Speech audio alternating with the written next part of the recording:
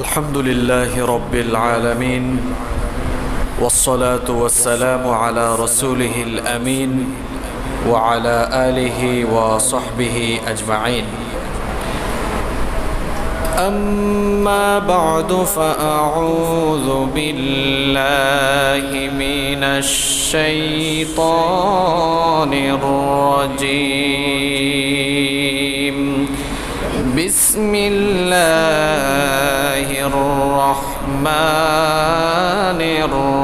الرحيم إن أول بيت وضع للناس للذي ببكة مباركا وهدى للعالمين صدق الله العظيم। সমস্ত প্রশংসা আল্লাহর, যিনি আমাদেরকে সৈয়দুল আইয়াম, সপ্তাহের শ্রেষ্ঠ দিন জুমার দিনে সবার আগে মসজিদে সমবেত হয়ে আলোচনায় শামিল হওয়ার জন্য তৌফিক দিয়েছেন, সুযোগ দান করেছেন। সেজন্যে আমরা আমাদের মহান রবের দরবারে তার শেখানো ভাষা অনুযায়ী মস্তক অবনত চিত্তে শুকরিয়া আদায় করছি। সকলেই পড়ছি আলহামদুলিল্লাহ। দুরুদ এবং সালাম পেশ করছি বিশ্ব মানবতার মুক্তির অগ্রদূত সাইয়্যিদুনা ওয়া কুদওয়াতুনা ওয়া নাবিয়্যুনা মুহাম্মাদুর রাসূলুল্লাহ সাল্লাল্লাহু আলাইহি ওয়াসাল্লামের প্রতি, যিনি আমাদেরকে তাওহীদের সমহান দীক্ষা দিয়েছেন এবং শিরক আর বেদআতের ব্যাপারে আমাদেরকে সুস্পষ্টভাবে সতর্ক করেছেন। আল্লাহুম্মা সাল্লি আলাইহি আল্লাহুম্মা বারিক আলাইহি। আল্লাহ সুবহানাহু ওয়া তাআলা এই মহাবিশ্বের সব কিছুকে সৃষ্টি করেছেন। এই মহাবিশ্বের সব কিছু সৃষ্টি করার পর আল্লাহ তাআলা এই জমিনে, এই পৃথিবীতেও তার নিজের জন্য একটি ঘর বানিয়েছেন। আল্লাহ তাআলা তার নিজের জন্য যে ঘরটি বানিয়েছেন সেই ঘরটিকে বলা হয় বাইতুল্লাহ, মানে আল্লাহর ঘর। আপনারা হয়তো অনেকেই জানেন, অথবা আমরা অনেকেই হয়তো জানি না যে আল্লাহর এই জমিনে সর্বপ্রথম যে ঘরটিকে নির্মাণ করা হয়েছে সেই ঘরটি এই বারোকাটার পাহাড়তলি কিংবা চট্টগ্রামের কোনো ঘর বাড়ি নয়, পৃথিবীর কোনো দেশের ঘর নয়, বরং আল্লাহ তাআলা সর্বপ্রথম এই জমিনে যে ঘর বানিয়েছেন সেই ঘরটির নাম হচ্ছে বাইতুল্লাহ। পৃথিবীর সর্বাধিক সম্মানিত এবং সর্বশ্রেষ্ঠ নগরী মক্কাতুল মুকাররমার মসজিদে হারামের কেন্দ্রবিন্দুতে অবস্থিত ঘরটিকেই বলা হয় কাবা ঘর, বা আমরা যেটাকে বলে থাকি কাবা শরীফ, কিংবা বলা হয় আল কাবা আল মুশাররফা। এই ঘরটির চারপাশে যে আঙিনা রয়েছে সেটাকে বলা হয় মসজিদে হারাম। আল্লাহ তাআলার পবিত্র এই ঘর কাবা এবং মসজিদে হারামের সাথে পৃথিবীর 200 কোটি মুসলমানদের আবেগ অনুভূতি মিশে আছে। সবচেয়ে বড় কথা হচ্ছে এই ঘরটি হচ্ছে সেই ঘর যেই ঘরের চতুর্দিকে নবী রাসূলগণ তাওয়াফ করেছেন। সুবহানাল্লাহ। কাবা হচ্ছে বিশ্ব মুসলমানদের কিবলা। এজন্য ইসলামী দৃষ্টিকোণে এর সুউচ্চ মর্যাদা এবং ফজিলত রয়েছে। আল্লাহর পবিত্র এই ঘরটির রয়েছে অবিস্মরণীয় এক ইতিহাস, যা আমাদের অনেকেরই অজানা রয়েছে। আল্লাহ তাআলা ফেরেশতাদের মাধ্যমে এই ঘরকে নির্মাণ করিয়েছেন। কাবা শরীফ পৃথিবীর একেবারে সেন্টার, একেবারে কেন্দ্রবিন্দুতে অবস্থিত, অর্থাৎ গোটা বিশ্বের কেন্দ্র হচ্ছে এই কাবা শরীফ। কাবা শরীফের ঠিক উপরে, 7 আসমানের উপরে ফেরেশতাদেরও একটি কিবলা রয়েছে, যেটিকে বলা হয় বাইতুল মামুর। সেখানে একসঙ্গে 70,000 ফেরেশতারা ইবাদতের জন্য ঢুকতে পারে। যারা একবার ইবাদতের সুযোগ পায় তারা কিয়ামত পর্যন্ত আর ওখানে ঢোকার সুযোগ পায় না। ফেরেশতাদের কিবলা যেখানে অবস্থিত তার ঠিক বরাবর নিচে বিশ্ব মুসলমানদেরও কিবলা অবস্থিত, সেটিকে বলা হয় বাইতুল্লাহ। এটি হচ্ছে বিশ্ব মুসলমানদের সম্মিলনস্থল। পৃথিবীর সূচনা লগ্ন থেকেই আল্লাহ তাআলা এই ঘরটিকে তার মনোনীত বান্দাদের মিলনমেলা হিসেবে কবুল করেছেন। যেহেতু সামনে হজের মাস সমাগত, হজের মাস আসলে পরে গোটা বিশ্বের বিভিন্ন প্রান্ত থেকে মুসলমানরা হজ সম্পাদনের জন্য এই ঘরের কেন্দ্রবিন্দুতে, এই ঘরেই গিয়ে সমবেত হয়। এজন্য এই ঘর অর্থাৎ কাবা ঘর সম্পর্কিত গুরুত্বপূর্ণ কিছু আলোচনা আপনাদের সামনে, জাতির সামনে এখন এই মুহূর্তে তুলে ধরা আমি অত্যন্ত গুরুত্বপূর্ণ বলে মনে করছি। আজকের এই আলোচনাটিকে আমরা কয়েক ভাগে ভাগ করব। প্রথম পর্যায়ে আমরা কাবা ঘরকে কী কারণে কাবা ঘর বলা হয় সেটি জেনে নিব। এরপরে দ্বিতীয় পর্যায়ে আমরা কাবা ঘরটির কাবা ছাড়াও আর কি কি নাম রয়েছে সেগুলো আমরা জেনে নিব। তৃতীয় পর্যায়ে এই ঘরের কি কি বৈশিষ্ট্য রয়েছে সেগুলো আমরা জেনে নিব। এরপরে চতুর্থ পর্যায়ে ইসলামে এই ঘরটির কি সম্মান বা মর্যাদা রয়েছে বা ফজিলত রয়েছে সেটা আমরা জেনে নিব, নাম্বার 5। এবং ফাইনালি আমরা এই ঘরটি আল্লাহ তাআলা কিভাবে নির্মাণ করেছিলেন এবং এর পুনর্নির্মাণ কিভাবে হয়েছিল সে ব্যাপারে আমরা জেনে নিব ইনশাআল্লাহ। তো প্রথমেই চলুন জেনে নেওয়া যাক যে কাবা ঘরকে কি কারণে কাবা বলা হয়। আচ্ছা বলেন তো দেখি, কাবা এটি কি বাংলা শব্দ নাকি আরবি শব্দ? এটি আরবি শব্দ। কাবা এটি কাফ আইন বা অর্থাৎ কাবুন মূল ধাতু থেকে নিষ্পন্ন হয়েছে। আরবিতে চার কোণা বিশিষ্ট কোনো ঘরকে কাবুন বা মুকাআবুন বলা হয়। যেহেতু কাবা ঘরটি চার কোণা বিশিষ্ট, এজন্য আরবিতে এই ঘরটিকে বলা হয় কাবা। আবার কেউ কেউ বলেছেন যে সুউচ্চ কোনো ঘরকে আরবিতে কাবা বলা হয়। যেহেতু কাবা ঘরটি সমতল জমিন থেকে উঁচু, এই জন্য আরবিতে এটিকে বলা হয় কাবা। মজার ব্যাপার হচ্ছে কাবা ছাড়াও এই ঘরটির আরও অনেকগুলো নাম রয়েছে।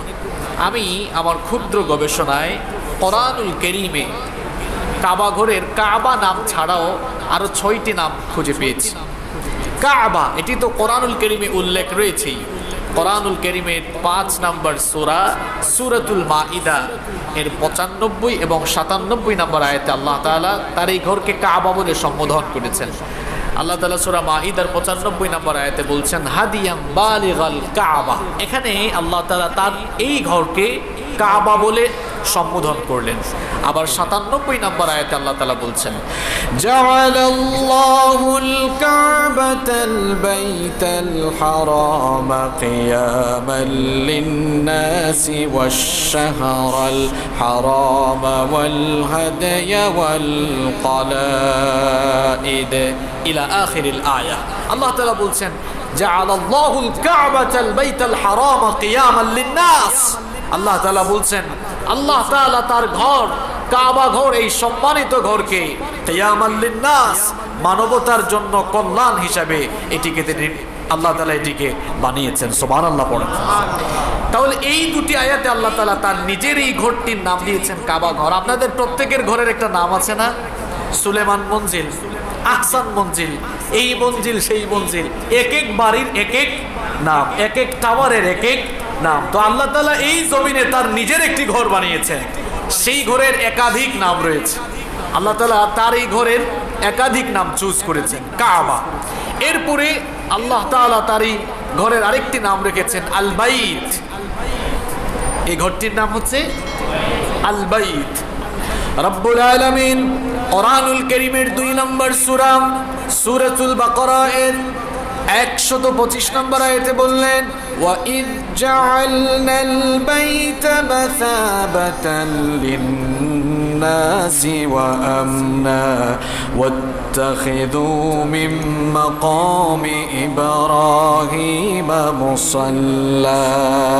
রব্বুল আলামিন বলছেন আর স্মরণ করো যখন আমি এই ঘরকে অর্থাৎ কাবা ঘরকে মানুষের জন্য মিলনস্থল আর নিরাপদ স্থান বানালাম। আর আমি আদেশ দিলাম মাকামে ইব্রাহিমকে তোমরা মুসাল্লা অর্থাৎ নামাজের স্থান হিসাবে গ্রহণ করো।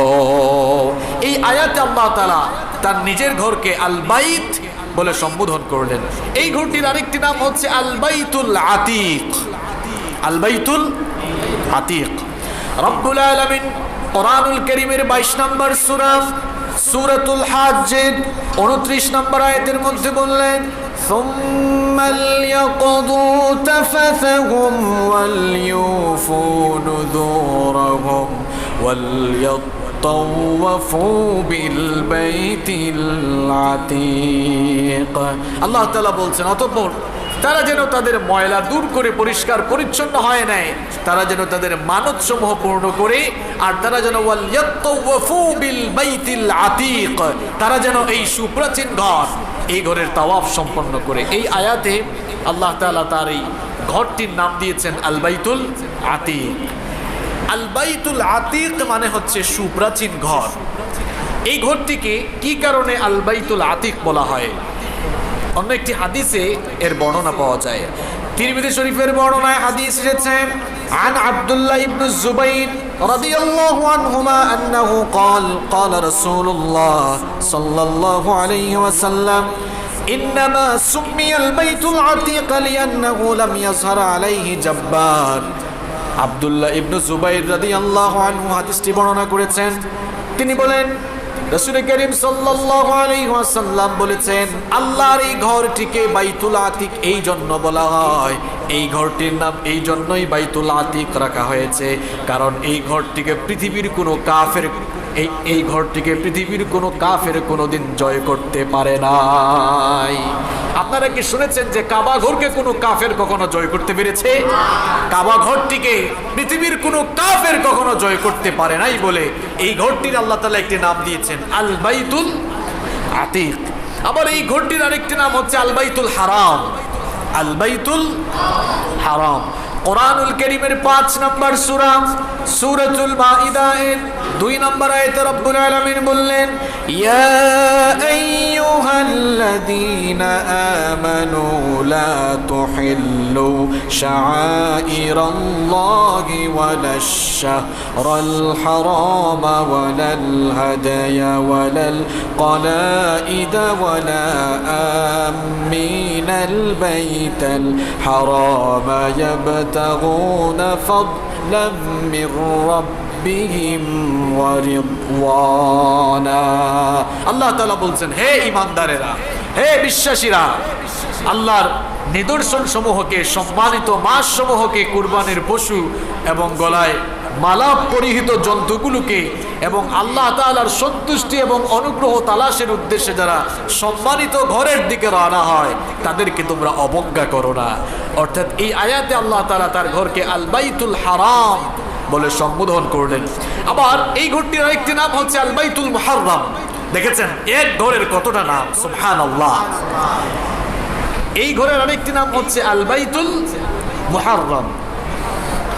আল্লাহর খলিল সাইয়েদনা ইব্রাহিম আলাইহিস সালাম আল্লাহর নির্দেশে তিনি যখন তার স্ত্রী আর তার নবজাতক শিশু ইসমাঈল আলাইহিস সালামকে মক্কা নগরীকে নির্বাসিত করে যাচ্ছিলেন, তাদেরকে রেখে তিনি যখন চলে যাচ্ছিলেন, তার স্ত্রী আর তার নবজাতক শিশু ইসমাঈল আলাইহিস সালামের জন্য তিনি তখন রব্বুল আলামিনের কাছে দোয়া করেছিলেন।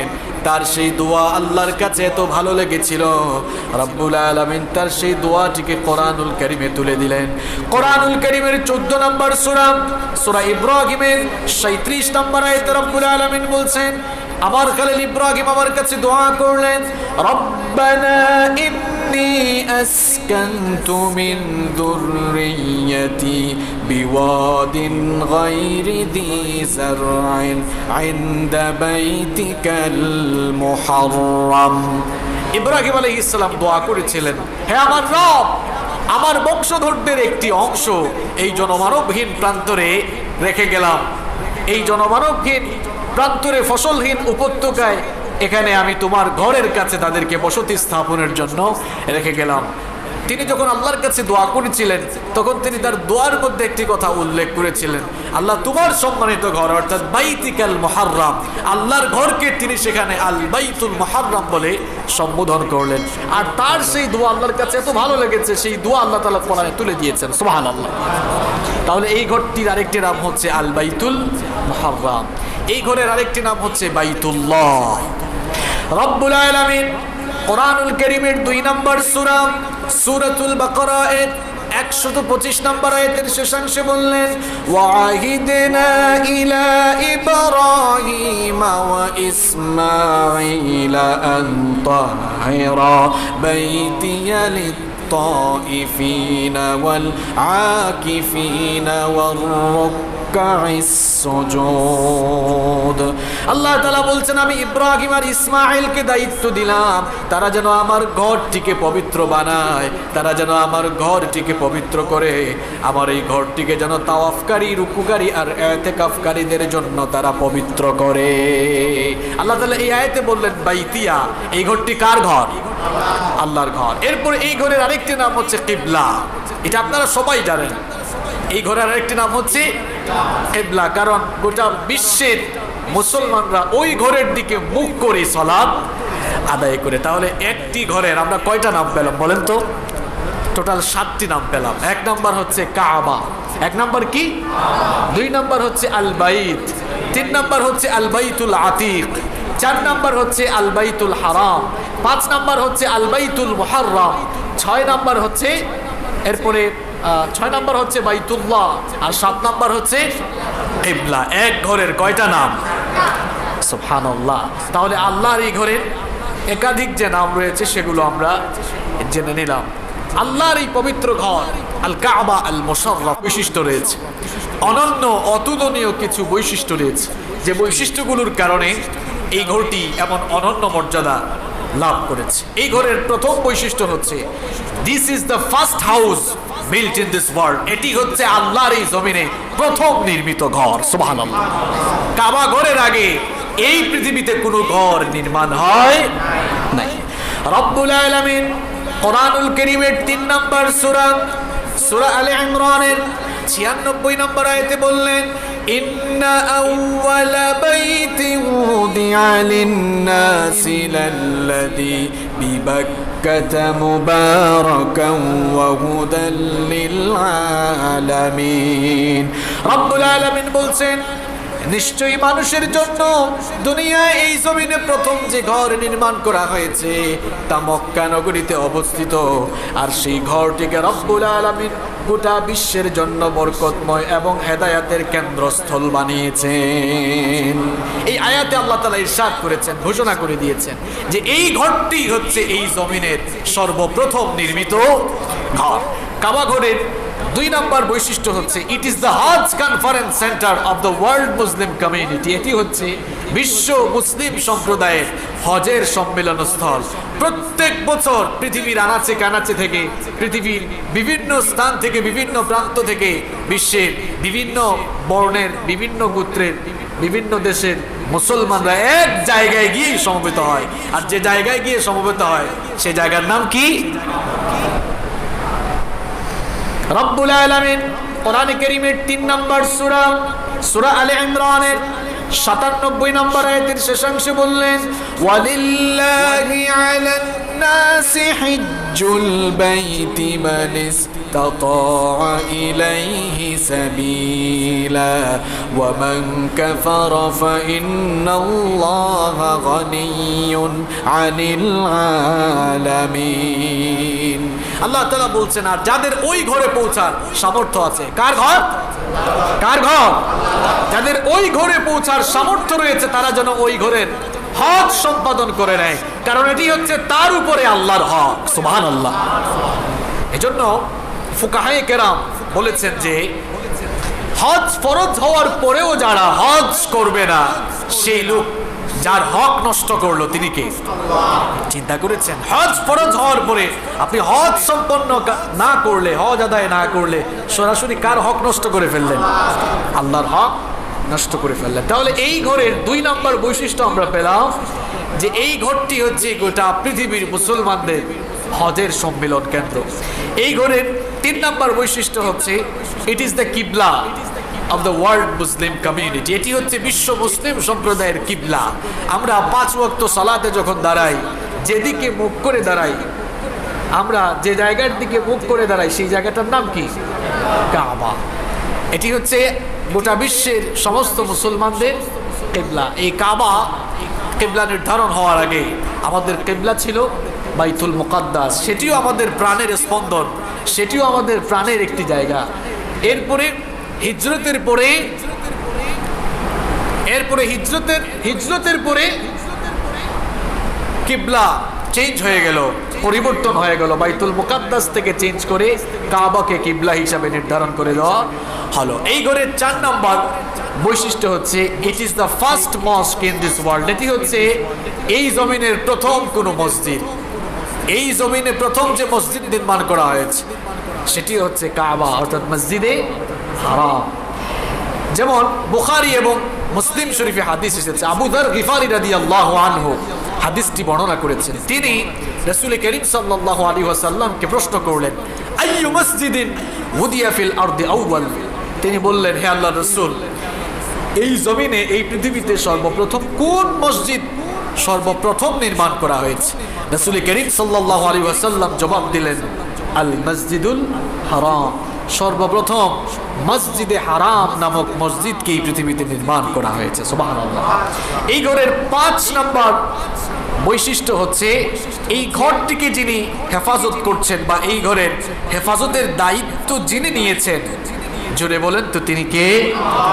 এজন্য এই ঘরের অনিষ্ট করা, ক্ষতি সাধন করা কারো জন্য সম্ভব নয়। যারাই এই ঘরকে ধ্বংস করতে এসেছে তারাই নিজেরা ধ্বংসের অতল গহ্বরে নিপতিত হয়েছে। এই ঘরকে ধ্বংস করার জন্য এসেছিল ইয়ামেনের গভর্নর আব্রাহা।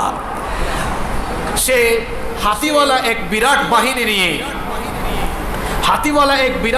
নিয়ে আল্লাহর এই ঘরকে ধ্বংস করতে এসেছিল।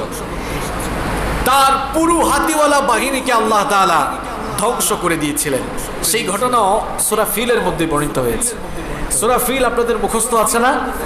মুখস্থ আছে, কিন্তু আপনারা বুঝেন না, কারণ আপনারা বুঝার মতো করে কোরআন পড়েন না। সবচাইতে দুঃখজনক বিষয় হচ্ছে মুসলমানরা যেদিন থেকে ধর্মীয়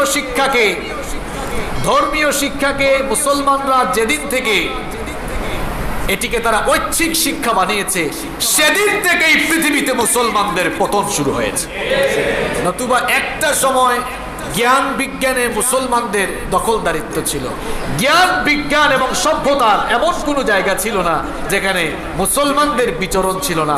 আপনারা জানলে অবাক হয়ে যাবেন, এই পৃথিবীর জ্ঞান বিজ্ঞান সভ্যতা এবং সংস্কৃতি যাদের হাতে রচিত হয়েছে তারা হচ্ছে মুসলমানরা।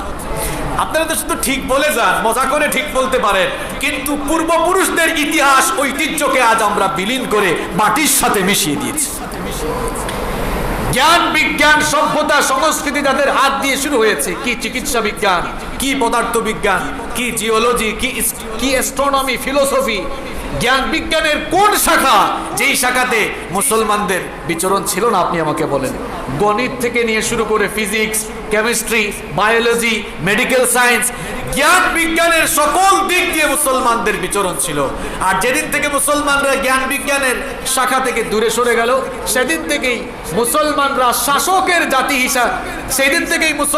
শাসকের জাতি থেকে রূপান্তর হয়ে তারা শোষিতের জাত হিসাবে পৃথিবীতে আবির্ভূত হয়ে গেল। আজকেও মুসলমানরা গোটা পৃথিবীতে মার খাচ্ছে। দেখেন, কাফের মুশরিকরা নতুন নতুন উদ্ভাবনে তথ্য প্রযুক্তির দ্বারা এগিয়ে যাচ্ছে। সবচেয়ে মজার ব্যাপার হচ্ছে তারা নতুন নতুন তথ্য প্রযুক্তি নিয়ে আসে, আর তাদের দেওয়া সেই তথ্য প্রযুক্তিতে তারা আমাদেরকে মনোযোগী করে রাখে। কথা ঠিক না? তাদের আবিষ্কৃত তথ্য প্রযুক্তি দিয়ে তারা আমাদেরকে সবসময় গাফেল করে রাখে। তারা এইদিকে আমাদেরকে মনোযোগী করে রাখে। আর তারা এক আবিষ্কারের পরে আরেকটা নতুন আবিষ্কার কিভাবে নিয়ে আসা যায়, তারা এ ব্যাপারে দিনের পর দিন তারা প্রচেষ্টা চালিয়ে যাচ্ছে। সম্মানিত মুসল্লিবৃন্দ, তা আমি যেই কথা বলছিলাম যে কাবা এই ঘরটিকে যিনি হেফাজত করছেন তিনি কে? সূরা ফিলের মধ্যে আছে। কোরআনটা বুঝে পড়বেন, কোরআন বুঝে পড়ার জন্য নাজিল হয়েছে। কোরআন বুঝে পড়া প্রত্যেকটি মুসলমানের জন্য নফল নয়, এটা ফরজ। এটা পড়তে হবে, এটা জানতে হবে আপনাকে। যদি আপনি না পড়েন, আপনি যদি না বুঝেন, তাহলে কিয়ামতের দিন আল্লাহ তাআলা নিজেই আপনার থেকে মুখ ফিরিয়ে নেবেন। এটা কি আমার বানানো কথা না আল্লাহর কথা? আমি আপনাকে কোরআন থেকে রেফারেন্স দিচ্ছি। আল্লাহ তাআলা বলবেন, কাযালিকা আতাতকা আয়াতুনা ফানাসিতাহা ওয়া কাযালিকাল ইয়াওমা তুনসা।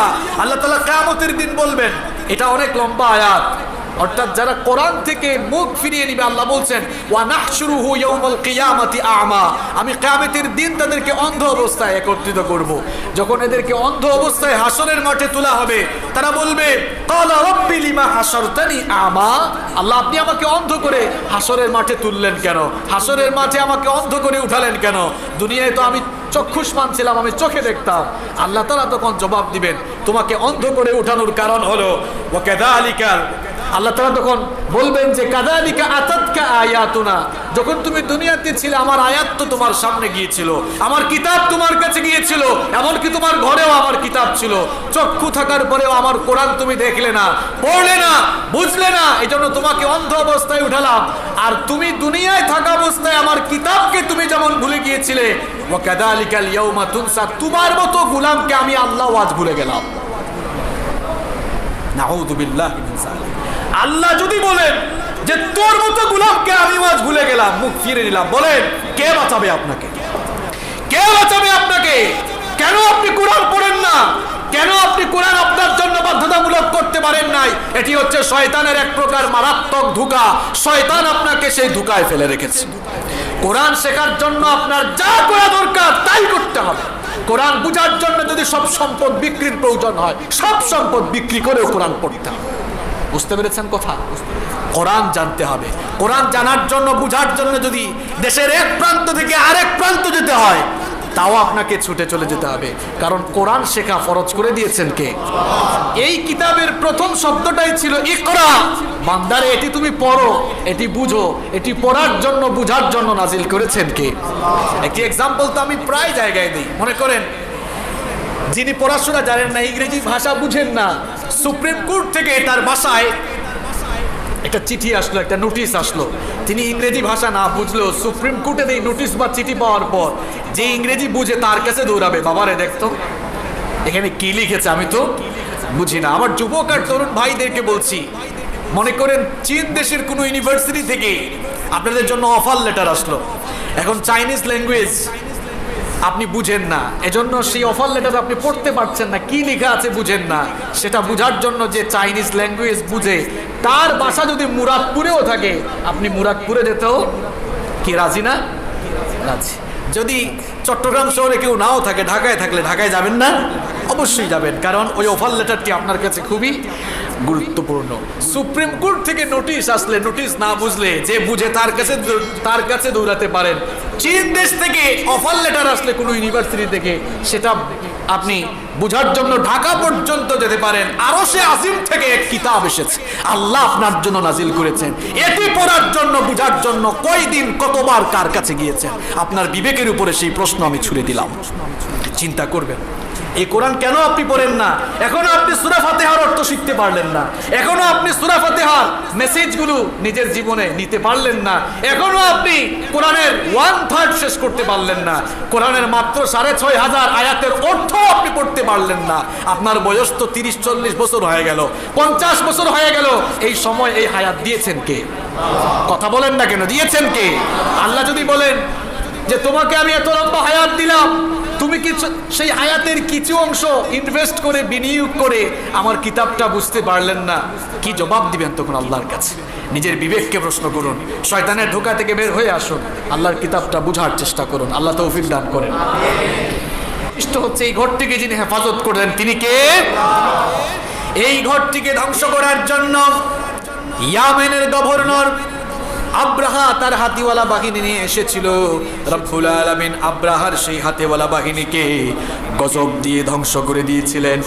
আর সেই চমৎকার ঘটনাটি রব্বুল আলামিন সূরাতুল ফিলের মধ্যে তুলে দিলেন, ألم تر كيف فعل ربك بأصحاب الفيل ألم يجعل كيدهم في تضليل وأرسل عليهم طيرا أبابيل ترميهم بحجارة من سجيل فجعلهم كعصف مأكول রব্বুল আলামিন বলছেন, আলাম তারা কাইফা ফাআলা রাব্বুকা বিআসহাবিল ফিল, আমার হাবিব আপনি কি দেখেন নাই আপনার রব হাতিওয়ালা বাহিনীর সাথে কেমন করেছেন?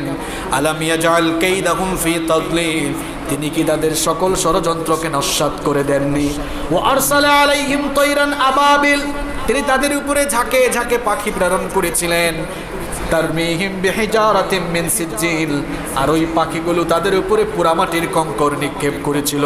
ফাজআলাহুম কাসফিম মাকুল, যার কারণে সেই হাতিওয়ালা বাহিনী চর্বিত ঘাসের মতো তাদের পরিণত হয়ে গিয়েছিল। তাদের ধ্বংস কিভাবে হয়েছিল বিভিন্ন হাদিসের রওয়ায়াতে এসেছে।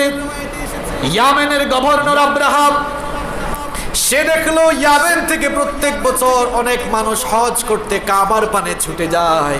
সে মনে মনে চিন্তা করলো, আমিও যদি ইয়ামেনের ভেতরে একটি সুন্দর গির্জা নির্মাণ করতে পারি, তাহলে ইয়ামেন থেকে কাবার দিকে যাওয়া মানুষগুলোকে আমি কাবার দিকে যাওয়া থেকে বিরত রাখতে পারবো।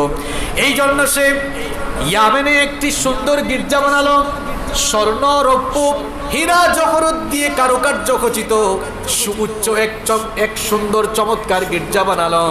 গির্জা বানানোর পর সে ফরমান জারি করলো, এখন থেকে ইয়ামেন হতে কাবার উদ্দেশ্যে আর হজ করতে কেউ যেতে পারবে না, বরং প্রত্যেককে এই গির্জার কাছে আসতে হবে, সে উপাসনা করতে হবে।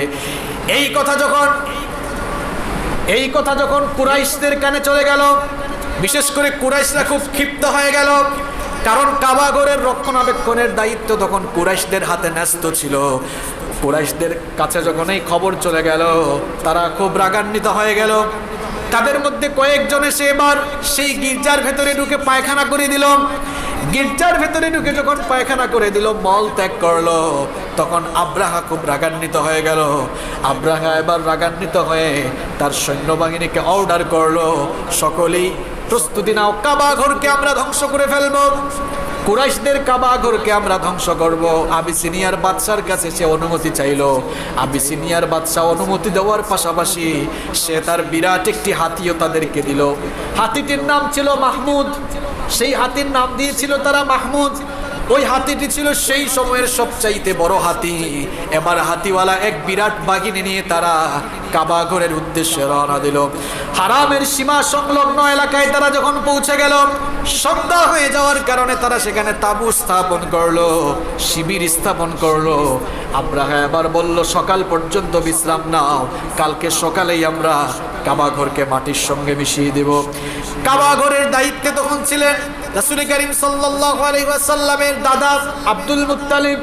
তার কানেও সেই খবর চলে গেল। মক্কার লোকেরা ভয় পেয়ে নিজেদের জান বাঁচানোর জন্য, আব্রাহার বাহিনী থেকে নিজেদেরকে রক্ষা করার জন্য পাহাড় পর্বতে গিয়ে তারা আশ্রয় নিতে লাগলো। আব্দুল মুত্তালিবের কানে যখন সেই খবর গেল, তিনি কাবা ঘরের সামনে গিয়ে তিনিও কান্না করতে লাগলেন। কাবা ঘরের দিকে তাকিয়ে তিনি আবেগ আপ্লুত ভাষায় বলতে লাগলেন, এই আব্রাহার বিশাল বাহিনীকে মোকাবেলা করা আমাদের জন্য সম্ভব নয়। এই ঘরের মালিক যিনি, আমার বিশ্বাস তিনি এই ঘরকে হেফাজত করবেন। ইতিমধ্যে আবার আব্রাহা যে বাহিনী নিয়ে এসেছিল, তার সৈন্যবাহিনীর কিছু সৈন্যরা কিছু উটকে লুট করে নিয়ে গেল। খোঁজ নিয়ে জানা গেল সেই উটগুলোর মালিক হচ্ছেন আব্দুল মুত্তালিব। আব্দুল মুত্তালিব তার উটগুলোর সন্ধান না পেয়ে তিনি যখন জানতে পারলেন আব্রাহার বাহিনীর লোকেরা সেগুলো লুটপাট করেছে, তিনি আব্রাহার কাছে গিয়ে তার উটগুলো ফেরত চাইলেন। আব্রাহা কিছুটা অবাক হয়ে গেল। অবাক হয়ে বলল, আব্দুল আব্দুল মুত্তালিব, আমি মনে করেছিলাম তুমি আমার কাছে এসেছো, যেহেতু কাবা ঘরের দায়িত্ব তোমার উপরে রয়েছে, আমি মনে করেছিলাম আমার কাছে অনুরোধ করতে এসেছো আমি যেন হামলা না চালাই। কিন্তু কি আজীব অবস্থা, আমার কাছে সেই অনুরোধ না করে তুমি তোমার হারানো উট কেন আমার কাছে ফেরত চাইছো? আব্দুল মুত্তালিব তখন বললেন, এই উটের পালের মালিক হলাম আমি, এই জন্য আমার উট লুট করে এনেছে বলে উটগুলো তোমাদের কাছে ফেরত চাইছি। আর যে ঘর তোমরা ধ্বংস করতে এসেছো সেই ঘরের মালিক আমি নয়, যেই ঘর তোমরা ধ্বংস করতে এসেছো সেই ঘরের মালিকই তোমাদের কাছ থেকে এই ঘর হেফাজত করবেন। আব্রাহা তো অবাক হয়ে গেল। সকালবেলা সে যখন তার বাহিনী নিয়ে কাবা ঘরের দিকে রওনা হলো, তখন রব্বুল আলামিন তার গজব পাঠালেন, ঝাঁকে ঝাঁকে তাদের উপরে পাখি প্রেরণ করলেন, যে পাখিগুলো ওপর থেকে তাদের উপরে পুরামাটির কঙ্কর নিক্ষেপ করেছিল। সেই হাতিওয়ালা বাহিনীর সবগুলোকে রব্বুল আলামিন একেবারে চর্বিত ঘাসের মতো তাদের পরিণতি করে দিলেন। তাহলে এই ঘরের একটি বৈশিষ্ট্য হচ্ছে, এই ঘরটিকে কেউ ধ্বংস করতে পারেনি, কারণ এই ঘরটিকে যিনি হেফাজত করেন তিনি কে? এই ঘরের 6 নাম্বার বৈশিষ্ট্য হচ্ছে যে এই ঘরটির কারণেই মক্কা শহর বা মক্কা নগরী সম্মানিত হয়েছে। মক্কা নগরী সম্মানিত হয়েছে কাবার কারণে। মক্কার কারণে কাবা সম্মানিত হয় নাই, বরং কাবার কারণে মক্কা সম্মানিত হয়েছে। কাবা ঘরটি যদি মক্কায় না হয় অন্য কোনো শহরে বা অন্য কোনো দেশে হতো, তাহলে ওই দেশ বা ওই শহরের সম্মান বেড়ে যেত। কাবার কারণেই মক্কা শহরের সম্মান বেড়েছে। আর ওই কাবা ঘরে যারা ঢুকবে, যারা প্রবেশ করবে, তাদেরকে নিরাপত্তা দেওয়া হয়। তাদেরকে যিনি নিরাপত্তা দেন তিনি কে? আল্লাহ তাআলা বলেছেন, ওয়ামান দাখালাহু কানা আমিনা, যারাই এর অভ্যন্তরে প্রবেশ করবে তাদেরকে নিরাপত্তা দেওয়া হবে। আর এই ঘরের কিংবা এই শহরকে যেন নিরাপদ শহর বানান, এই জন্য ইব্রাহিম আলাইহিস সালাম কাবা ঘর নির্মাণের সময় দোয়া করেছিলেন। কার কাছে? কাবা ঘর নির্মাণের সময় আল্লাহর কাছে তিনি দোয়া করেছিলেন। আল্লাহ তাআলা সূরা ইব্রাহিমের 35 নম্বর আয়াতে তার সেই দোয়া তুলে দিলেন, ওয়া ইয ক্বালা ইব্রাহিম রাব্বি ইজআল হাযাল বালাদা আমিনা ওয়াজনুবনি ওয়া বানিয়া আন না'বুদাল আসনাম। আল্লাহ তাআলা বলছেন, আর স্মরণ করো ইব্রাহিম যখন আমাকে বলেছিল, হে আমার রব, এই শহরকে তুমি নিরাপদ শহর বানিয়ে দাও, আমাকে আর আমার সন্তানদেরকে তুমি মূর্তি পূজা থেকে বিরত রাখো, বাঁচিয়ে রাখো। তিনি যে দোয়া করেছিলেন তার সেই দোয়া আল্লাহ তাআলা কবুল করেছিলেন। এই জন্য আল্লাহ তাআলা সেই নগরীকে আজও নিরাপদ নগরী রেখেছেন। এই ঘরটি যেমন নিরাপদ, তেমনি এই ঘরের ইবাদতকারীরাও নিরাপদ। তাদেরকে নিরাপত্তা দেন কে? সূরা কুরাইশের মধ্যে আল্লাহ তাআলা বলেছেন, ফালইয়াবুদু রাব্ব হাযাল বাইত আল্লাযী আত'আমাহুম মিন জু'ইন ওয়া আমানাহুম মিন খাউফ। আল্লাহ তাআলা বলছেন, এই ঘরের রবের ইবাদত করো। কোন ঘর? আল্লাহর ঘর। ঘরটি কার? এই ঘরের মালিক যিনি, রব যিনি, তার ইবাদত করো। যদি তার ইবাদত করো তাহলে তোমাদের বেনিফিট কি হবে, তোমাদের লাভ কি হবে, ফায়দা কি হবে? আল্লাহ তাআলা বলছেন, আল্লাযী আত'আমাহুম মিন জু'। যদি তোমরা এই ঘরের মালিকের রবের ইবাদত করো তাহলে তিনি তোমাদেরকে ক্ষুধার সময় খেতে দিবেন, এবং ওয়া আমানাহুম মিন খাউফ, আর ভীতির সময় তিনি তোমাদেরকে নিরাপত্তা দান। সম্মানিত মুসল্লিবৃন্দ, এবার আমরা কাবা ঘর, এই ঘরটির বিশেষ কিছু ফজিলত রয়েছে। 1 নম্বর হচ্ছে, এই ঘরের 1 নম্বর ফজিলত এবং মর্যাদা হচ্ছে, এই ঘরটির পানে যারা জিয়ারতে আসে আল্লাহ তাআলা তাদের জীবনের গুনাহগুলো মাফ করে দেন। বুখারী এবং মুসলিম শরীফে হাদিস এসেছে, রাসূল করিম সাল্লাল্লাহু আলাইহি ওয়াসাল্লাম বলেছেন, মান আতা হাযাল বাইত ফালাম ইয়ারফাস ওয়ালাম ইয়াফসুক রাজাআ কায়াউমিন ওয়ালাদাতহু উম্মুহু। রাসূল করিম সাল্লাল্লাহু আলাইহি ওয়াসাল্লাম বলেছেন, এই ঘরের জিয়ারতের উদ্দেশ্যে যারা আসে, এই ঘরের জিয়ারতে এসে যারা স্ত্রী সহবাসে মিলিত হয় না এবং যারা পাপ কার্যে নিজেদেরকে শামিল করে না, এই ঘর থেকে তারা যখন এই ঘরের জিয়ারত করে কিংবা হজ করে, উমরা করে তারা যখন বের হয়ে যায়, এমনভাবে তারা ফিরে যায়, এমনভাবে তারা বের হয়ে যায়। মায়ের পেট থেকে সদ্য ভূমিষ্ঠ হওয়া নবজাতক শিশু যেমন মাসুম অবস্থায় মায়ের পেট থেকে বের হয়, ঠিক তেমনি ভাবে ওই গুনাহগার মানুষগুলো আল্লাহর ঘর জিয়ারত করে যখন বের হয়, তারাও সদ্য ভূমিষ্ঠ শিশুর মতো নিষ্পাপ হয়ে সেখান থেকে বের হয়। নাম্বার 2 নাম্বার হচ্ছে এই ঘরের ইবাদতের উদ্দেশ্যে জিয়ারত করাকে বৈধ করে দিয়েছেন কে? 3টি জায়গায় ইবাদতের উদ্দেশ্যে সফর করা বৈধ, সফর করা জায়েজ। রাসূল করিম সাল্লাল্লাহু আলাইহি ওয়াসাল্লাম বলেছেন, লা তুশাদ্দুর রিহালু ইল্লা ইলা সালাসাতু মাসাজিদ। আল্লাহ রাসূল বলেছেন যে 3টি মসজিদ ছাড়া অন্য কোনো মসজিদের দিকে ইবাদতের উদ্দেশ্যে যাওয়া যায় না। নাম্বার 1 নাম্বার হচ্ছে মসজিদুল হারাম, 2 নাম্বার হচ্ছে মসজিদুল নববী, আর 3 নাম্বার হচ্ছে মসজিদুল আকসা। এই 3টি মসজিদে ইবাদতের উদ্দেশ্যে সফর করা যায়। নাম্বার 3 নাম্বার হচ্ছে এই কাবা ঘরের আর একটি মর্যাদা হচ্ছে, রাসূল করিম সাল্লাল্লাহু আলাইহি ওয়াসাল্লাম বলেছেন যে কাবা ঘরে যারা সালাত আদায় করবে 1 রাকাত সালাতের বিনিময়ে 1 লক্ষ রাকাত সালাতের সমপরিমাণ সওয়াব পাবে। সুবহানাল্লাহ। এরপরে নাম্বার 4 নাম্বার হচ্ছে এই ঘরটিকে আল্লাহ এমন বিশেষ মর্যাদা দিয়েছেন যে ওই ঘরের দিকে বা কেবলার পানে মুখ করে এই ঘরকে সামনে রেখে বা এই ঘরকে পেছনে রেখে কখনো প্রাকৃতিক প্রয়োজনও মেটানো যায় না। যেমন আপনি যখন বাথরুমে যাবেন, ওয়াশরুমে যাবেন, টয়লেটে গেলে টয়লেটের কমেটগুলো কি পূর্ব পশ্চিম দিকে থাকে? কারণ এটি হাদিসে নিষেধ করা হয়েছে। রাসূল করিম সাল্লাল্লাহু আলাইহি ওয়াসাল্লাম বলেছেন, ইদা আতাইতুমুল গাইতা ফালা তাস্তাকবিলুল কিবলাতা ওয়ালা তাস্তাদবিরুহা। রাসূল করিম সাল্লাল্লাহু আলাইহি ওয়াসাল্লাম বলেছেন, তোমাদের কেউ যখন প্রাকৃতিক প্রয়োজন মেটাবার জন্য, তোমাদের কেউ যখন টয়লেটের জন্য যাবে, তখন সে যেন কিবলাকে সামনে অথবা পেছনে করে না বসে।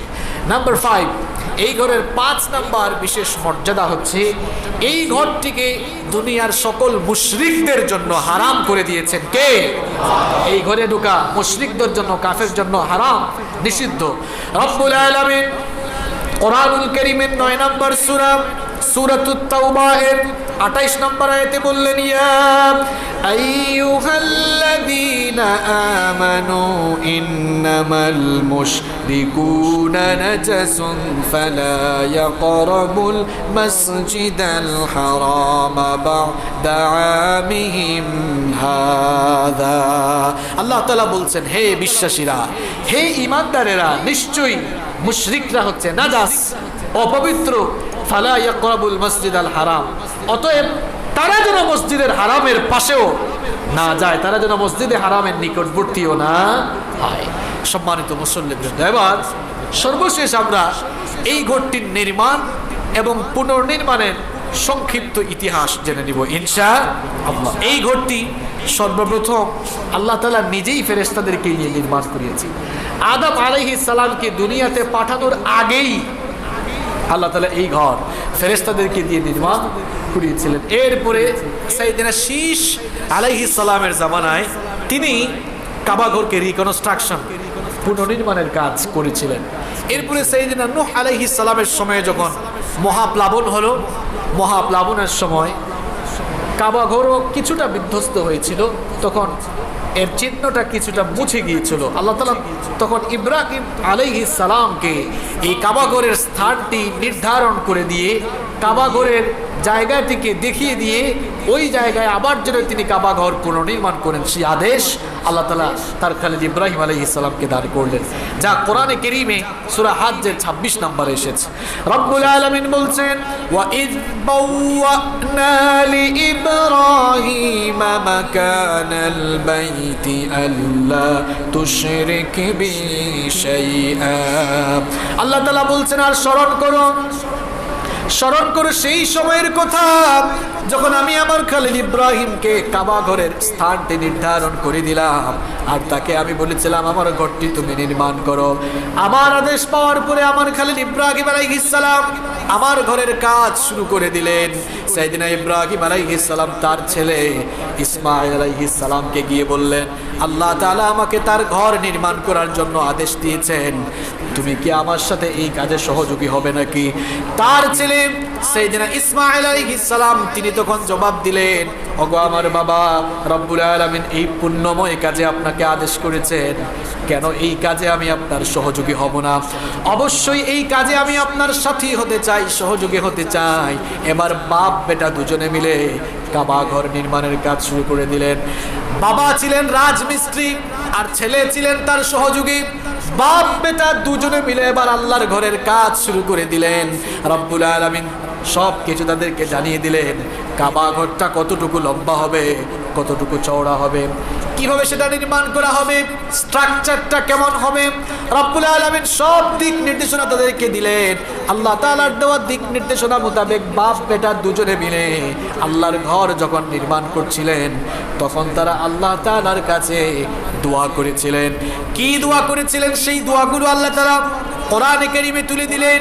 তাদের দোয়াগুলো, বাপ বেটা দুজনই তো নবী ছিলেন, আর বাপ বেটা দুজনের দোয়া আল্লাহর কাছে এত চমৎকার লাগলো, এত ভালো লাগলো।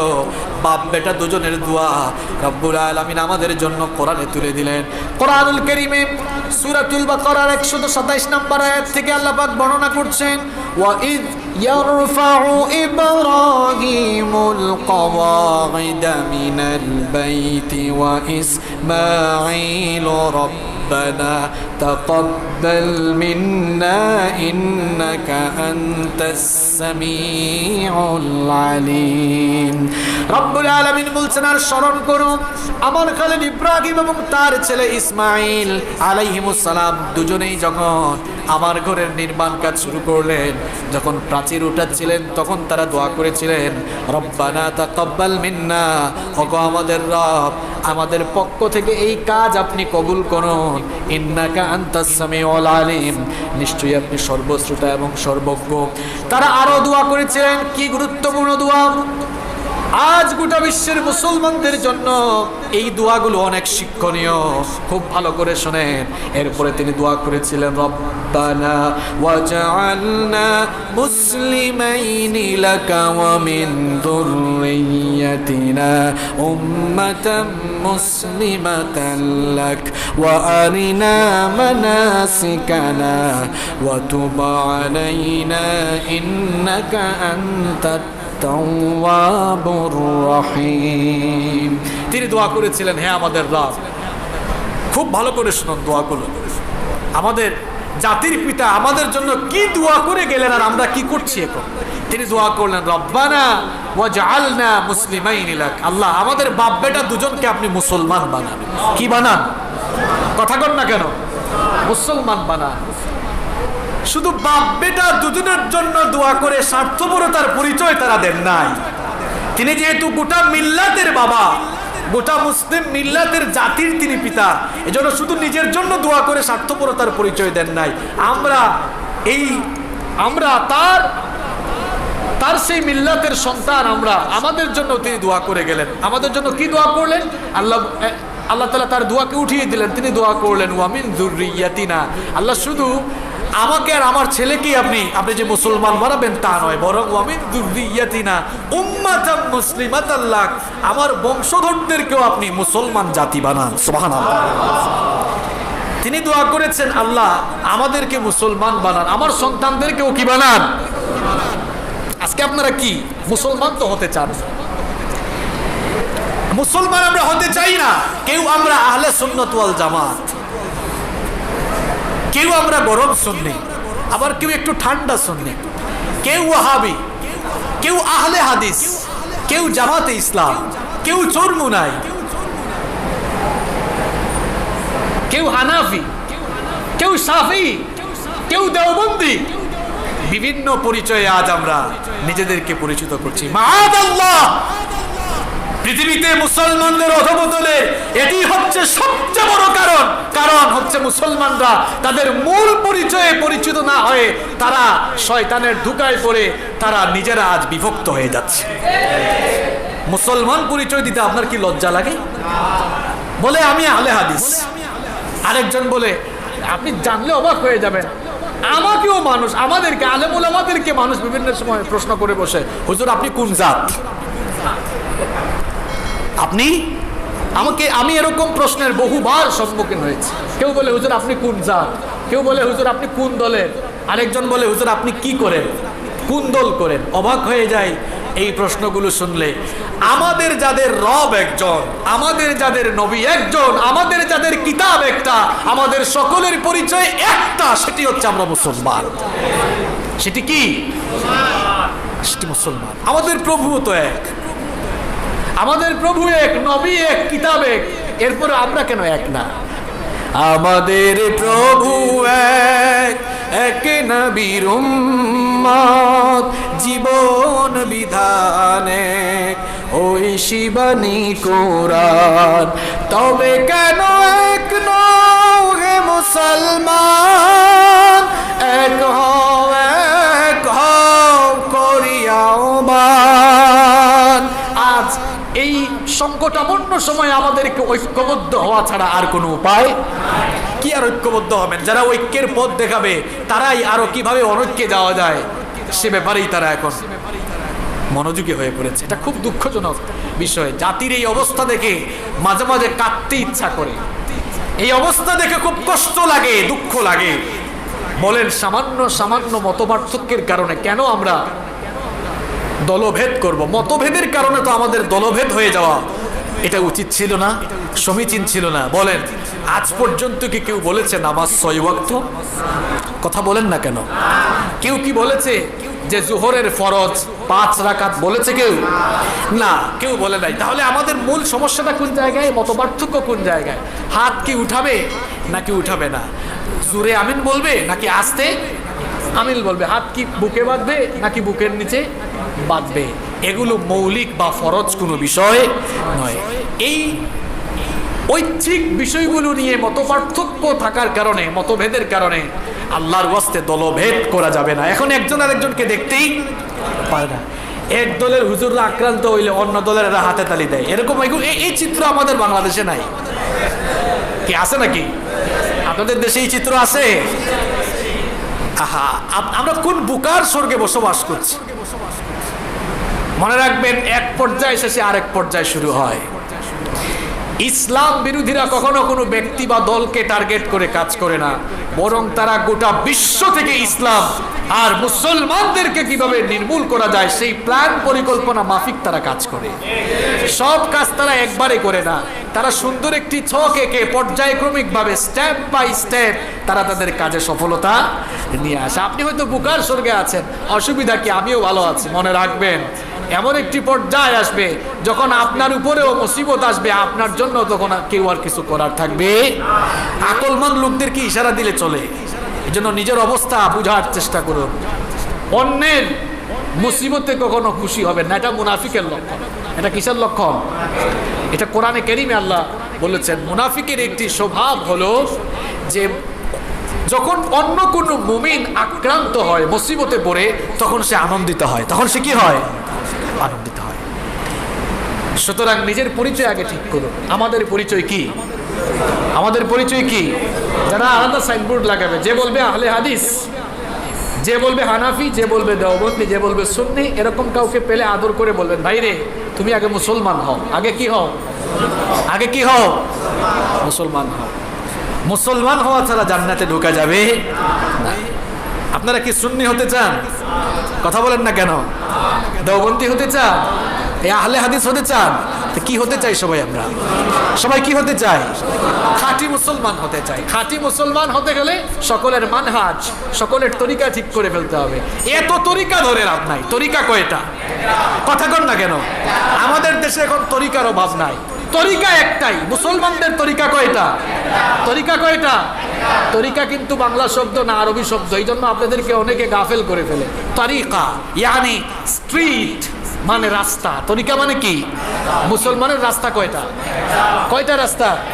রাস্তার নাম জানেন না? রাস্তার নাম কি?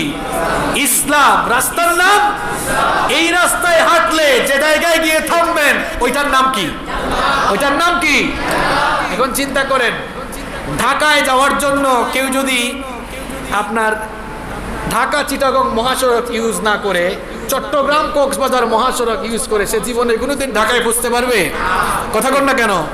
পৌঁছতে চায় কোথায়? কথা বলেন। যেতে চায় ঢাকায়, কিন্তু রাস্তা ধরছে কোথায়? কক্সবাজারে। ঢাকা যেতে পারবে? যেতে চাই আমরা কোথায়? কোথায়? জান্নাতে যেতে হলে তরিকা, রাস্তা ঠিক করতে হবে। রাস্তা, এখন আপনি জান্নাতে যেতে চাইবেন, জান্নাতের রাস্তায় চলতে হবে, আর সেই পথের নাম হলো ইন্নাদ-দীনা ইনদাল্লাহিল, আল্লাহর কাছে একটাই পথ, একটাই মত, একটাই রাস্তা, সেটার নাম অন্য কোনো রাস্তা, অন্য কোনো রাস্তা আল্লাহ খুলে দেন নাই। অন্য কোনো রাস্তা আল্লাহ খুলে, এটা আপনার কে খুলেছে আপনি দেখেন, এগুলো আল্লাহ খুলে দেয় নাই। এই জন্য নিজের পরিচয় ঠিক করতে হবে, নিজের পথ ঠিক করে ফেলতে হবে। আমাদের পরিচয় আমরা কি? আমাদের পরিচয় আমরা কি? মুসলমান। আমাদের গন্তব্য কোথায়? জান্নাত। আমাদের তরিকা কি? কথা বলেন, তরিকা কি? কত তরিকা এখন আছে, এখন তো নাম বললে যে কেউ রাগ করে ফেলতে পারে, এই জন্য আমি নাম বলতে চাই না, কারণ যে কাউকে নিয়ে সমালোচনা করা আমার কোনো উদ্দেশ্য নয়, এটা আমি পছন্দও করি না। আমাদের তরিকা একটা, রাস্তা একটা, সেই রাস্তার নাম হচ্ছে, সেই রাস্তার নাম কি? আমরা যেন ইসলামের পথে চলতে পারি, আল্লাহ তৌফিক দান করেন। দেখেন, এই মতভেদের কারণে লাভটা কিন্তু আমাদের হচ্ছে না, লাভটা কিন্তু ইসলাম বিরোধীদের হচ্ছে। এবং তারা সবসময় আমাদেরকে আমাদেরকে সবসময় দলভেদ আর মতভেদই আমাদেরকে মনোযোগী করে রাখতে চায়, কারণ এতে ফায়দা রয়েছে তাদের। একটু বুঝার চেষ্টা করুন, আল্লাহর ওয়াস্তে আমি সকল দলের, সকল মতের শ্রদ্ধাভাজন উলামায়ে কেরামদেরকে বলছি, আল্লাহর ওয়াস্তে আপনাদেরকে রিকোয়েস্ট করছি, এইসব নোংরা কাজ কারবার ছেড়ে গোটা জাতিকে এক হওয়ার জন্য ঐক্যবদ্ধ করেন। কানান নাসু উম্মাতাও ওয়াহিদা, আমরা সবাই এক জাতি, ঠিক না? আমরা সবাই কি জাতি? এক জাতি। এই এক জাতির ভেতরে এত ফাটল ধরাবেন না, এত বিভেদ ধরাবেন না। আগে তো আপনারা আমাদের কাছে দোয়া চাইতেন, হুজুর দোয়া করবেন, এখন আমাদের অবস্থা খারাপ, আমরাই আপনাদের কাছে দোয়া চাই, আপনারা দোয়া করিয়েন, আমরা যেন ঠিক থাকি। অবস্থা হয়ে গেছে এটা। আল্লাহ তাআলা আমাদের সকলকে সঠিক সমঝ দান করেন, আল্লাহ তাআলা আমাদেরকে এক করে দেন। সম্মানিত মুসলিম, তাহলে ইব্রাহিম আলাইহিস সালাম যে দোয়া করেছিলেন, সেই দোয়াগুলোর মধ্যে একটা দোয়া ছিল কি, আল্লাহ আমাদেরকে কি বানাও। আরো দোয়া করেছিলেন, রব্বানা ওয়াবআস ফীহিম রাসূলাম মিনহুম ইয়াতলু আলাইহিম আয়াতিকা ওয়া ইউআল্লিমুহুমুল কিতাবা ওয়াল হিকমাতা ওয়া ইউযাক্কিহিম ইন্নাকা আনতাল আজিজুল হাকীম। তিনি দোয়া করেছিলেন, হে আমাদের রব, আমার বংশধরদের থেকে একজন নবী পয়দা করে দিও, এমন রসুল পয়দা করে দিও যিনি তোমার আয়াত সমূহ তাদের কাছে তেলাওয়াত করে শোনাবেন, তাদেরকে কিতাব আর হিকমত শিক্ষা দিবেন, পবিত্র বানাবেন। তার সেই দোয়া কবুল করেছেন কে? এই জন্য তার এবং সেই সর্বশেষ নবী মুহাম্মদুর রাসূলুল্লাহ সাল্লাল্লাহু আলাইহি ওয়াসাল্লামকে রব্বুল আলামিন পাঠালেন। এই জন্য নবীজি বলতেন, আমি হচ্ছি আমার বাবা, আমি হচ্ছি আমার পিতা ইব্রাহিম আলাইহিস সালামের দুয়ার ফসল। সুবহানাল্লাহ, সবগুলো দোয়া আল্লাহ কবুল করেছেন। কাবাগর যখন নির্মাণ কাজ শেষ হয়ে গেল, আল্লাহ তাআলা এবার আদেশ দিলেন, ওয়াআযিন ফিন-নাসি বিল-হাজ্জি ইয়াতুকা রিজালান ওয়া আলা কুল্লি দামিরিন ইয়াতিনা মিন কুল্লি ফাজ্জিন আমিক। আল্লাহ তাআলা বললেন, আমার খালিল ইব্রাহিম, আমার ঘর তো বানিয়ে ফেলেছে, এবার হজের জন্য আজান দাও, হজের জন্য ঘোষণা দাও, যেন মানুষেরা এই ঘরের পানে এসে হজ করতে পারে। ইব্রাহিম আলাইহিস সালাম তখন বললেন, জনমানবহীন এই প্রান্তর, যেখানে কোনো মানুষজন নাই, এখানে আমি আজান দিলে কেই বা শুনবে? আর দূর দূরান্তে যারা বসবাস করে তাদের কানে আমার আজান গিয়ে, আমার ঘোষণা গিয়ে কেমনে পৌঁছাবে? কারণ সেই সময় কি এরকম মাইক বা সাউন্ড সিস্টেম ছিল নাকি? তিনি আল্লাহকে প্রশ্ন করলেন, সাউন্ড সিস্টেমও নাই, আওয়াজ পৌঁছানোর কোনো মাধ্যম নাই, কি করে আমার আওয়াজ সবার কর্ণকুহরে পৌঁছাবে? রব্বুল আলামিন বললেন, আজান দেওয়ার দায়িত্ব তোমার, ঘোষণা করার দায়িত্ব তোমার, আর পৌঁছানোর দায়িত্ব কার? ইব্রাহিম আলাইহিস সালাম তখন মাকামে ইব্রাহিমে দাঁড়িয়ে, কেউ কেউ বলেছেন আবু কুবাইস পাহাড়ে দাঁড়িয়ে হজের জন্য ঘোষণা দিলেন। রব্বুল আলামিন তার আপন কুদরতে তার সেই আজানকে, তার সেই আহ্বানকে পৃথিবীর পূর্ব দিগন্ত থেকে পশ্চিম দিগন্ত পর্যন্ত পৌঁছে দিলেন। আমরা যারা ছিলাম না, আমাদের কানেও আওয়াজ গিয়েছে। আমরা তো রুহের জগতে তখন ছিলাম, রুহের জগতে আমরা সেই আজান শুনেছিলাম, আর সেই আজান শুনে আমরা যারা লাব্বাইক বলেছিলাম তাদের নসিবে আল্লাহ হজ আর উমরা রেখেছেন। সুবহানাল্লাহ। এরপরে আল্লাহ আদেশ দিলেন ওয়াতাহির বাইতি লিত-তাইফিনা ওয়াল আকিফিনা ওয়ার রুকআইস সুজুদ, আমার এই ঘরকে এবার পরিষ্কার করো, পরিচ্ছন্ন করো। হজ উমরা ইতিকাফকারীদের জন্য এই ঘরকে কি বানাও? পরিষ্কার বানাও। বাপ বেটা দুজনে বানালেন, আল্লাহ অর্ডার দিলেন এবার আমার ঘরকে কি করো? পরিষ্কার করো, ঝাড়ু দাও। আর আমাদের মধ্যে অনেকে আছে মসজিদ পরিষ্কার করতে চায় না, মসজিদে একটু বালু পেলে ময়লা পেলে বলে মুয়াজ্জিন সাহেব কামটা করেন কি আপনি? হ্যাঁ, এগুলো দেখেন না? এগুলো দেখেন কি? আমার সামনে এরকম একবার একটা ঘটনা ঘটেছে। তা আমি ওই মুসল্লিকে বললাম যে আপনি যখন বালু দেখলেন আপনি কেন এটা পরিষ্কার করলেন না? তখন তাকে স্মরণ করিয়ে দিলাম, এই আয়াতটা পড়েছি। দেখেন আমাদের বাবা ইব্রাহিম আলাইহিস সালামকে আল্লাহ আদেশ দিয়েছিলেন আমার ঘরকে কি বানাও? পরিষ্কার করো, পবিত্র বানাও। সুতরাং আপনি আপনার দেমাগ আর অহংকার কমিয়ে আপনি যদি মসজিদ পরিষ্কারের কাজে আপনি যদি নিজেকে নিয়োজিত করতে পারেন তাহলে বোঝা যাবে আপনার বাবা ইব্রাহিম আলাইহিস সালামের সুন্নতের অনুসরণ আপনিও করলেন। সুবহানাল্লাহ। তাহলে সুযোগ পেলে মসজিদ পরিষ্কার আমরা করবো তো ইনশাআল্লাহ। আল্লাহ তৌফিক দান করেন। ইব্রাহিম আলাইহিস সালাম কাবা ঘর পুনর্নির্মাণ করলেন। এরপরে থেকে নিয়ে এখন পর্যন্ত কাবা ঘর বহুবার পুনর্নির্মাণ হয়েছে, হয়তো ভবিষ্যতেও হবে। এই হচ্ছে কাবা ঘর নির্মাণ এবং পুনর্নির্মাণের সংক্ষিপ্ত ইতিহাস। আল্লাহ তাআলা এই ঘরের জিয়ারত আমাদের সকলকে নসিব করে দেন, আমরা বলি আমিন। আজকে যে আলোচনাটুকু করলাম কাবা ঘর সম্পর্কিত অনেক আলোচনা হলো, আল্লাহ তাআলা এগুলো আমাদের স্মৃতিপটে ধরে রাখার তৌফিক দান করেন, আমরা সবাই বলি আমিন। সম্মানিত মুসল্লিবৃন্দ, আপনাদের